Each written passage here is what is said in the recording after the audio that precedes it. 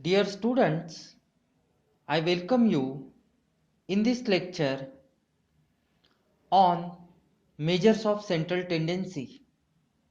I am Chetan Chirore from Department of Mathematics, KTHM College, Nasik. This is a lecture on measures of central tendency. In this chapter, we will see several topics. We will study frequency distributions. We will study three types of data, which are raw data, ungrouped frequency distribution, group frequency distribution, and we will also study three measures of central tendency in this chapter. These are mean, median, and mode. So, the core part of this chapter is about three measures of central tendency: mean, median, and mode, and three basic types of data, that is raw data, ungrouped frequency distribution, and group frequency distribution. So overall there will be three topics: mean, median, and mode, and these three measures of central tendency we will study for three types of data, that is raw data, ungrouped frequency distribution, and group frequency distribution. Thus, there will be 9 procedures or formulae. For raw data, we will study mean, median, and mode. For ungrouped frequency distribution, we will study mean, median, and mode. For group frequency distribution, we will study mean, median, and mode. Apart from these topics, we will see how to identify the median and mode graphically for group frequency distribution. We will also study geometric mean and harmonic mean. We will have look at merits and demerits of measures of central tendency. So these are the things that we are going to cover in this chapter. Let us begin with our first topic. In statistics, data is collected, analyzed, and then conclusions are drawn. Name of this course is Business Mathematics and Statistics. This chapter, that is Measures of Central Tendency, come under statistics. As I mentioned, statistics is about analysis of data. There are three measures of central tendency which we are going to study. These are mean, median, and mode. Mean is average value and it is obtained by dividing sum of all observations by number of observations. So mean is obtained by the division of sum of all observations and number of observations. Mean is average value. Median.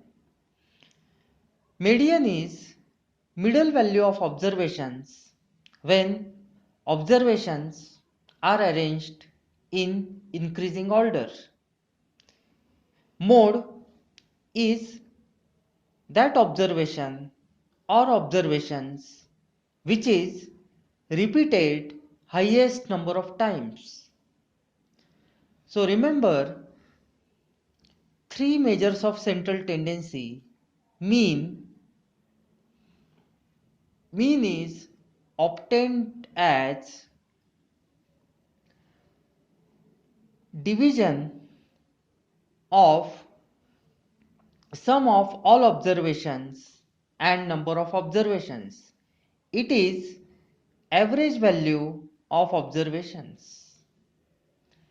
Median, it is middle value of observations.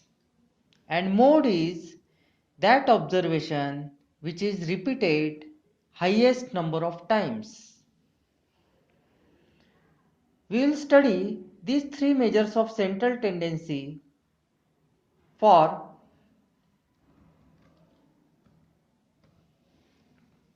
three types of data, that is raw data, ungrouped frequency distribution and group frequency distribution. Frequency distributions. Let us see what are frequency distributions. Here we will see basic terminology for frequency distributions. Class. Class is group of observations. Class is group of observations. For example, if we have a class say 0 to 10, so it will include all observations which falls between 0 and 10. So class is group of observations and it will include all observations that fall between 0 and 10. Okay. Frequency of observation. Number of times observation is repeated is called frequency of that observation. For example, if say observation 5 is repeated 10 times, then its frequency will be 10. Or if observation 5 is having frequency 10, then it means that it is repeated 10 times. Now this is frequency of observation. The next concept is frequency of class. Number of observations appearing in class is called frequency of that class. So note the difference between frequency of observation and frequency of class. Suppose here we are having the class 0 to 9 and its frequency is 6. So what it means? It means that there are 6 observations. There are 6 observations in the class 0 to 9. There are 6 observations in the class 0 to 9. So note the difference between frequency of class and frequency of observation. Frequency of observation is number of times observation is repeated. And what is frequency of class? It is number of observations appearing in the class. Next concept, lower limit of class. It is simply lower end of class. For example, lower limit of class 20 to 40 is 20 because it is lower end. In some sense, we can say it is the least value of class. Similarly, we have the concept of upper limit of class. Upper limit of class it's simply upper end of class. For example, if we have class 20 to 40, then its upper limit is 40. In some sense, we can say that it is the maximum value that an observation can have in the class. So for class 20 to 40, 20 is its lower limit and 40 is its upper limit.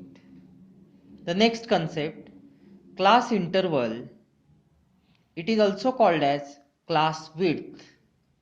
So class interval is upper limit of class minus lower limit of class. For example, consider the class 20 to 40. We have the class 20 to 40. What will be class interval of this? It is upper limit, that is 40, minus lower limit, which is equal to 20. So 40 minus 20 is equal to 20. 20 is class interval or class width of this class. Next concept, class mark or midpoint of class. Class mark is obtained by dividing the sum of lower limit and upper limit by 2. It is middle point of the class. As an example, consider the class 30 to 40. So what will be class mark of this class? Class mark of this class will be sum of lower limit and upper limit divided by 2. So 30 plus 40 is 70 and 70 divided by 2, that equals to 35. So it is equal to 35.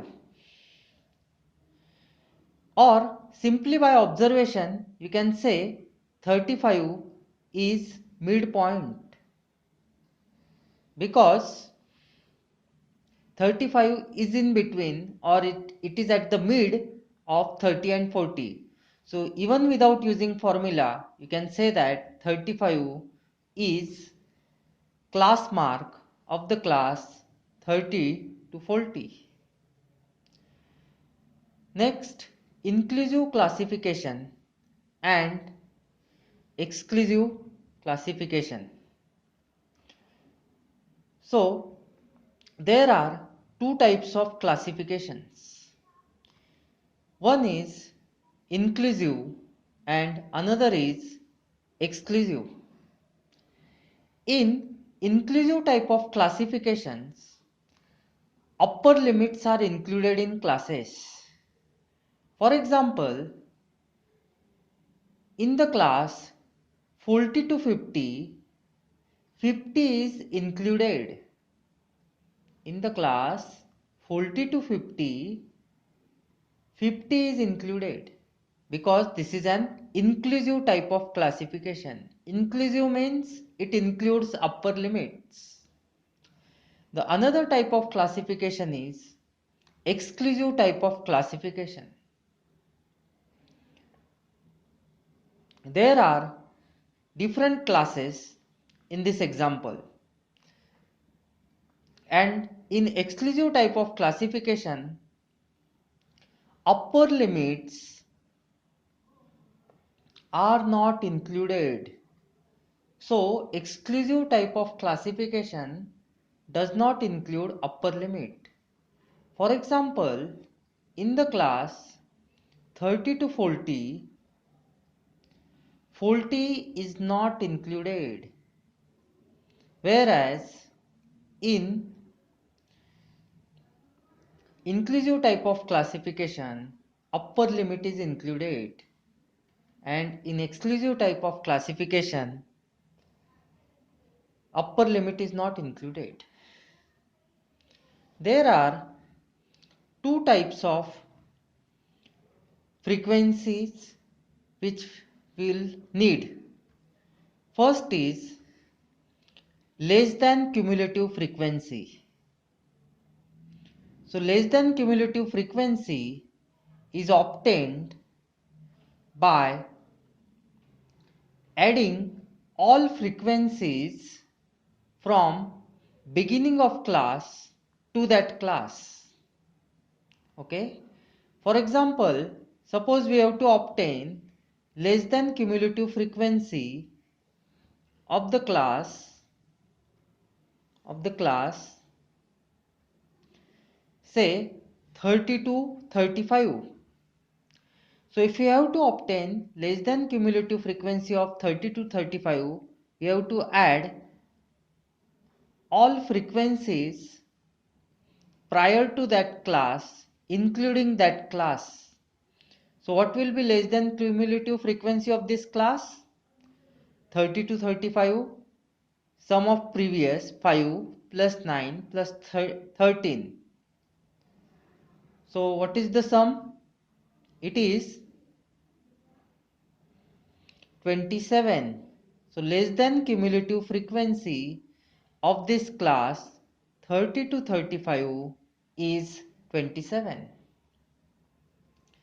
Now next type of frequency is more than cumulative frequency distribution. So a more than cumulative frequency of class is obtained by adding all frequencies from last class to that class. Suppose we want to obtain the more than cumulative frequency of this class 45 to 50. So in order to find more than cumulative frequency of this class, we have to add all frequencies from last class to that class. So what will be more than cumulative frequency of this class? It will be equal to 12 plus 10 plus 3, that is equal to 25. So how to obtain less than cumulative frequencies? Add all frequencies from beginning up to that class. And how to obtain more than cumulative frequencies? Add all frequencies from last class up to that class. What is interpretation of less than cumulative frequency of class? Less than cumulative frequency of class is number of observations less than upper limit of the class, and more than cumulative frequency of class is number of observations greater than or equal to lower limit of that class. A less than cumulative frequency distribution table is prepared by adding all frequencies from top to bottom. For example, here if we see, if we want to obtain less than cumulative frequencies, we have to go on adding from first class to the last class. Similarly, more than cumulative frequency is obtained by adding all frequencies from bottom to top, that is from last class to first class. So more than cumulative frequency, if we have to obtain, then we should go on adding frequencies from the last class to first class. Okay. In next lecture, we will see an example on less than cumulative frequencies, more than cumulative frequencies, and we will also go through some basic terminology in the next lecture on frequency distributions. Thank you.